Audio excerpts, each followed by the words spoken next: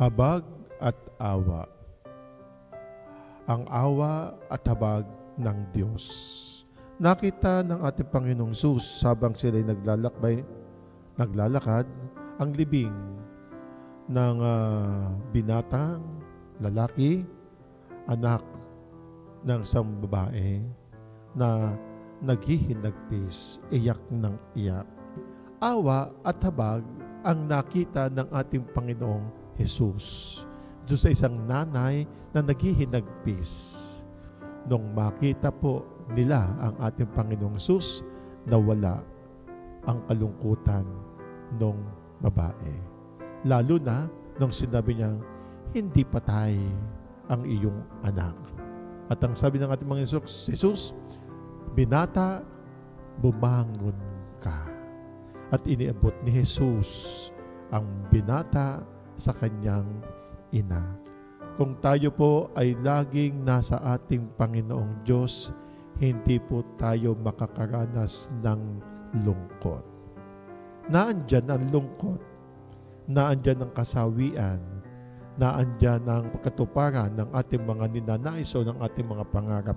Subalit, ang sinasabi nga po natin na kung tayo po ay laging nasa ating Panginoong Diyos, maiibsan ang lahat ng ating kalungkutan o problema sa ating buhay. Madali po nating malalampasan ang lahat ng ito. Awa at habag. Dahil ang awa at habag ng ating Panginoon Diyos ay ito yung biyaya para sa atin. Biyaya na kung saan pinapaalam sa atin na ang buhay natin sa ibabaw ng lupa ay pansamantala lamang, subalit ang pansamantalang ito ay gawin po nating kapaki-pakinabang. Binayayaan tayo ng buhay ng Diyos sa ibabang lupa. Hindi po natin alam kung ilang taon ang ilalagi ng katawan nating lupa dito sa ibabang lupa kasama ang ating kaluluwa. Subalit habang tayo'y nabibiyaan ng buhay, gawin po natin itong kaaya-aya sa mata ng Diyos, sa mata ng mga tao. Mabuhay po tayong lahat at nawa kapag tayo nagdiriwang po ng ating kaarawan, lagi pong sinasabi, more birthdays to come.